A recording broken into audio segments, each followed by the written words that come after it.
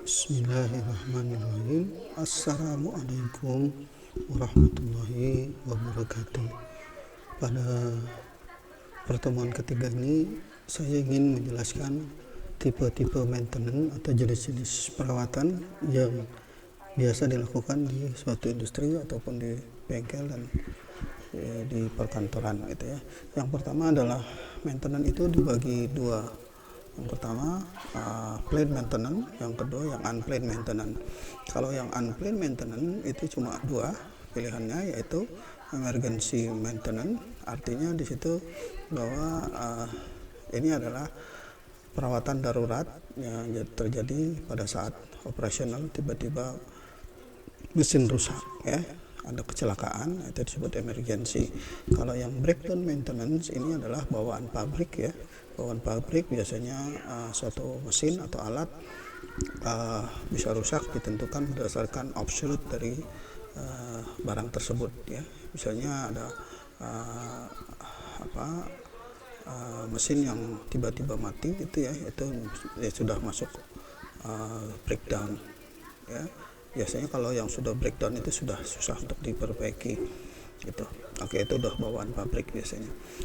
Untuk yang di perawatan terencana atau planned maintenance itu terencana, itu ada 4, yaitu ada perawatan prediktif, perawatan preventif, kemudian ada perawatan improvement, kemudian ada perawatan korektif. Nah, kita bahas satu-satu persatu, yaitu perawatan prediktif. Ini kita melakukan prediksi terhadap suatu alat atau instrumen, bisa dengan berdasarkan statistik atau perhitungan secara angka ya. Jadi kita berapa lama dia beroperasi dan berapa lama dia melakukan perawatan secara terencana gitu ya. Secara statistik dia bisa dihitung berapa lama lagi dia akan rusak atau berapa lama dia masih bisa beroperasi. Jadi bisa dihitung secara statistik. Kemudian berdasarkan kondisi, ini bisa kita lihat dengan kondisi yang ada dari kondisi awal, ada penurunan kinerja ya. Kondisi ini bisa terlihat dari fisik ataupun suara ya, dari suara mesin itu sendiri. Nah, kondisinya seperti apa. Nah, di bagian berikut adalah perawatan preventif. Ini adalah perawatan pencegahan yang biasa dilakukan oleh setiap departemen perawatan, memberikan tugas khusus kepada orang-orang tertentu ya. Ini ada 5 perawatan pencegahan. Yang pertama adalah windowing itu adalah membagi bagian-bagian tertentu yang harus dilakukan perawatan ya. Pencegahannya seperti apa, dibuat windowing, dibuat berbagian. Kemudian ada yang namanya maintenance preventif, pencegahan pada saat running atau mesin beroperasi. Itu ada hal-hal yang harus dilakukan dalam perawatan ya. Misalnya ada pada saat running tiba-tiba ada kekurangan baut yang masih belum kencang dan seterusnya, itu harus dilakukan perawatan ya. Apabila ada terjadi perubahan kondisi pada saat running, itu bisa dilakukan. Kemudian kalau perawatan pencegahan yang secara rutin itu biasanya adalah penggantian oli, penggantian pelumas ya, penggantian bel dan sebagainya. Itu biasanya sudah dijadwalkan. Ada yang mingguan, ada yang 2 mingguan, ada yang bulanan, ada 3 bulanan, ada yang 6 bulanan, ada yang tahunan. Itu tergantung dari kekuatan dari spare part yang digunakan. Kemudian opportunity, ini adalah preventive maintenance atau perawatan pencegahan yang memberikan satu pekerja atau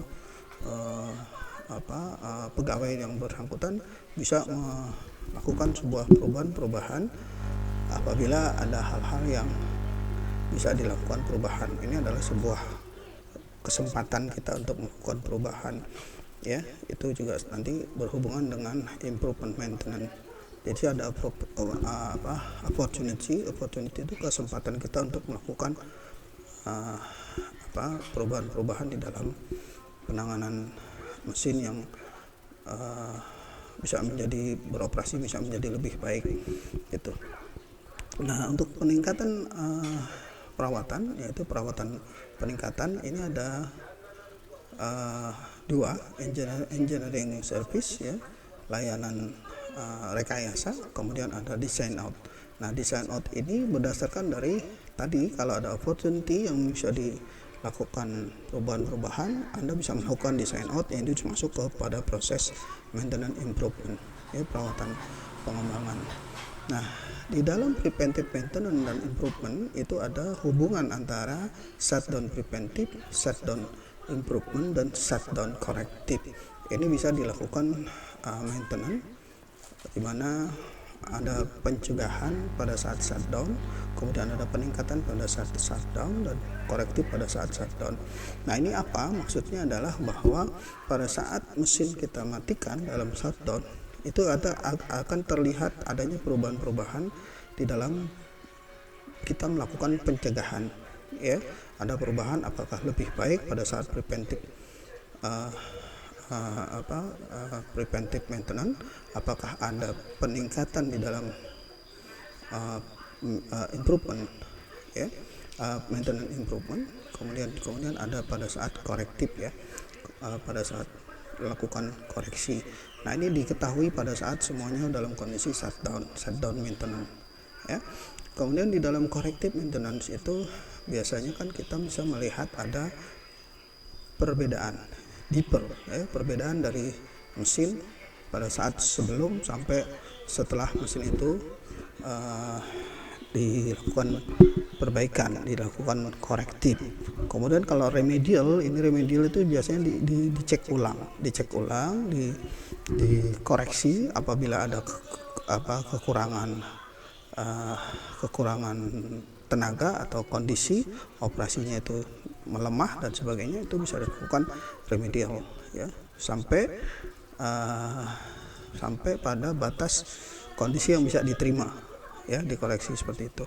Nah, itu diperlukan ada perawatan shutdown, ada shutdown preventive, ada shutdown improvement, dan ada shutdown korektif. Ini yang akan mempengaruhi semua kegiatan yang dilakukan pada plant maintenance ya. Selanjutnya adalah kita lihat di sini yang kita sudah bahas ya, di dalam satu maintenance ini menurut England ya, ini semacam ISO 2001 yang sudah menetapkan bahwa kalau kita melakukan preventive maintenance atau pencegahan preventive maintenance, di mana kita lihat ada perawatan berdasarkan kondisi dan perawatan yang kita lakukan prediksi, ini sudah terjadwal atau sudah direncanakan secara siklus, secara continuous per order. Jadi per order itu setiap kita melakukan perubahan itu akan direncanakan atau dibuat penjadwalan ya. Kalau misalnya ini sebelum terjadinya kesalahan, ini akan lebih baik ada preventive maintenance. Nah, kalau sudah ada kalau misalnya kita melakukan corrective maintenance, itu biasanya sesudah ada kesalahan. Nah, kesalahan ini timbul karena memang buruknya preventive maintenance ya. Nah, ini harus ada korektif. Korektif itu adalah memperbaiki perawatan memperbaiki. Nah, perawatan dalam memperbaiki ini selalu ada sesuatu yang dipaksakan atau adanya perbedaan yang tidak terencana. Jadi terjadi tiba-tiba ya, ini karena memang pengaruh dari preventive maintenance yang kurang bagus ya. Oleh karena itu perlu adanya preventive maintenance. Nah, jenis dari biaya maintenance atau biaya perawatan ini, menurut ini ada unplanned maintenance masuk ke dalam emergency, breakdown maintenance, dan opportunity maintenance, dan corrective maintenance ini masuk ke dalam unplanned maintenance. Kemudian kalau secara biaya perawatan itu di planned maintenance masuk ke dalam ada corrective maintenance, routine maintenance, predictive maintenance, design maintenance, kemudian ada preventive maintenance, condition based maintenance, dan schedule maintenance. Ini masuk kepada planned maintenance. Nah, penggantian di dalam maintenance itu adalah perbandingan antara biaya spare part yang dibutuhkan dan biaya maintenance ya. Ini berhubungan dengan planned maintenance, di mana dengan adanya planned maintenance akan mengurangi kondisi peralatan itu bisa berjalan dengan kondisi yang lebih baik gitu ya kalau ada planned replacement. Jadi penggantian itu harus direncanakan. Nah, ini adalah standar maintenance berdasarkan proses manajemen, proses kerja dari suatu manajemen ya. Di sini kita lihat bahwa semuanya itu ada yang namanya planning ya, planning. Di sini ada schedule ya, ada schedule ya, ada maintenance yang pekerjaan maintenance yang diperlukan. Kemudian di sini ada prioritas, preventive maintenance. Kemudian di sini ada preventive maintenance dalam penjadwalan. Nah, di sini selalu ada yang namanya eksekusi. Jadi sebelum kita melakukan ini ada perencanaan, kemudian ada scheduling, kemudian baru job eksekusi. Dari job eksekusi ini berdasarkan kompetensi. Kompetensi adalah pegawai atau personal yang bertanggung jawab ya. Dia ada melakukan breakdown atau apa gitu ya. Kemudian semua dicatat kegiatannya dari job, dari eksekusi perbaikan ya, preventif maupun breakdown ya. Ada job history. Job history mencakup semua apa yang dikerjakan dan personal siapa yang mengerjakan di sini. Kemudian dari job history ada key personal index reporting. Key personal index reporting ini adalah melaporkan bahwa siapa yang mengerjakan A dan siapa yang mengerjakan B. Ini semua ada di dalam laporan key personal index ya. Kemudian kalau misalnya ada sebuah kesalahan, nah di sini dianalisis kesalahannya ya. Kalau misalnya siapa yang mengerjakan ini ada kesalahan, dianalisis pekerjaannya, kemudian akan kelihatan pertumbuhan atau perkembangan yang nyata dari sebuah kegiatan yang dilakukan oleh seorang personal dalam memperbaiki suatu ini. Nah, kalau misalnya memang sudah ada key reporting index, di sini akan direview siapa yang bertanggung jawab dan siapa yang melakukan lebih baik dan sebagainya ya. Ini terakhir adalah link hubungan antara strategi untuk maintenance atau pemeliharaan. Di sini kita lihat ada di dalam strategi ini adalah harus melakukan eliminasi downtime events dari kegiatan-kegiatan yang tidak perlu dilakukan. Downtime itu artinya waktu stop ya, waktu tidak beroperasi. Jadi mengeliminasi kegiatan-kegiatan dalam produksi, operasi produksi itu dalam kondisi mati. Jadi dieliminasi. Jadi produksi harus terus berjalan. Nah, ini harus ada prediksi di sini. Di dalam prediksi nanti akan keluar yang namanya spek yang harus dilakukan. Dari spek yang dilakukan diprediksi apa saja yang dilakukan. Di sini Anda lihat, di sini ada equipment, ada MRO itu adalah maintenance repair overhaul. Ada secara atau manajemen proses melakukan MRO, kemudian memonitoring kondisi, network service, kemudian ada agreement spare part, ada perjanjian suatu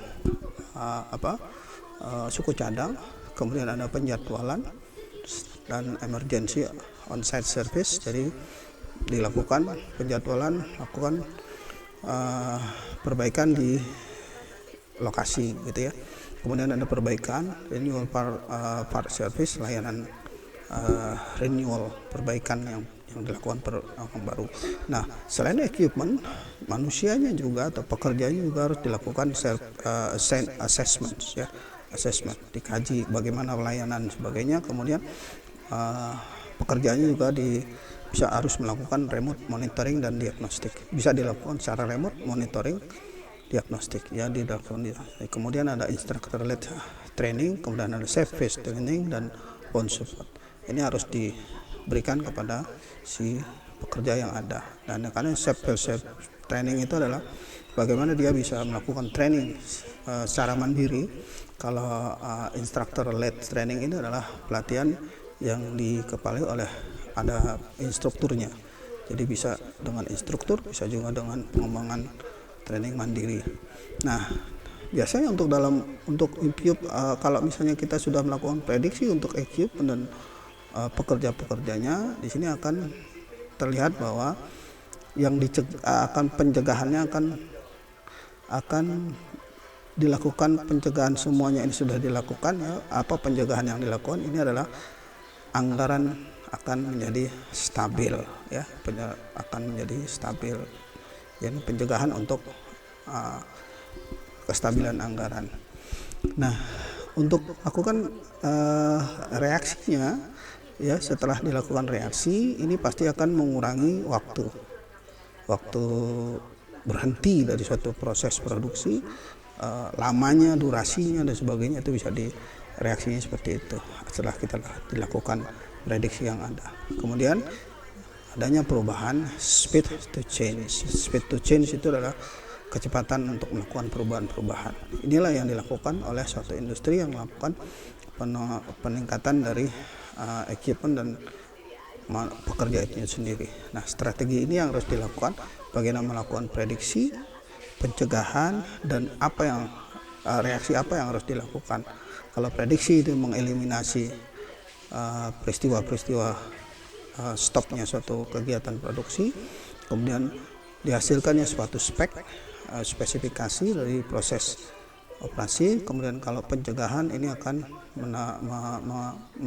menghasilkan suatu stabilitas dari anggaran. Kemudian kalau setelah kita melakukan reaksi ini akan bisa mengurangi durasi waktu berhentinya suatu proyek ya. Kemudian dari itu adanya kecepatan untuk melakukan perubahan. Demikian untuk pertemuan hari ini. Assalamualaikum warahmatullahi wabarakatuh.